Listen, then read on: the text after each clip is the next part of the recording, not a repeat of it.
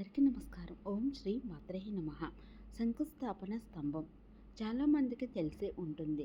తెలియని భక్తుల కోసం మీరు దర్శనం చేసుకొని హుండీ దగ్గరకు వచ్చాక ఎడమ వైపున ఎత్తైన మండపం మీద యోగ నరసింహస్వామి ఆలయం ఉంటుంది. దాని చుట్టూ ప్రదక్షిణ మార్గంలో ఒక స్తంభం వద్ద భక్తులు ప్రదక్షిణ చేస్తూ ఉంటారు. ఈ స్తంభం మీద ఆంజనేయ స్వామి శిల్పాలు చెక్కబడి ఉంటాయి. దీనిని ప్రధాన శంకుస్థాపన స్తంభంగా పిలుస్తారు.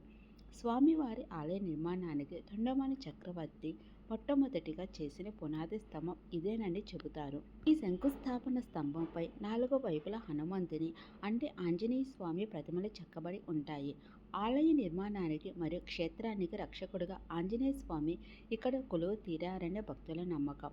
చాలామంది భక్తులు ఈ స్తంభానికి నమస్కరించి తమ కోరికలను విన్నవించుకుంటారు. భక్తుల ప్రగాఢ విశ్వాసం, సొంత ఇంటి కల ఈ స్తంభం వద్ద ఒక విశేషమైన నమ్మకం ప్రచారంలో ఉంది. ఎవరైతే సొంత ఇల్లు కట్టుకోవాలని ఆశపడుతున్నారో లేదా గృహ నిర్మాణంలో ఇబ్బందులు ఎదుర్కొంటున్నారో వారు ఈ శంకుస్థాపన స్తంభాన్ని దర్శించుకొని మొక్కుకుంటే ఆ కోరిక నెరవేరుతుందని నమ్ముతారు. ఆలయానికి శంకుస్థాపన జరిగే ప్రదేశం కాబట్టి ఇక్కడ ప్రార్థిస్తే తమ ఇంటి పునాది కూడా గట్టిగా పడుతుందని భక్తుల విశ్వాసం.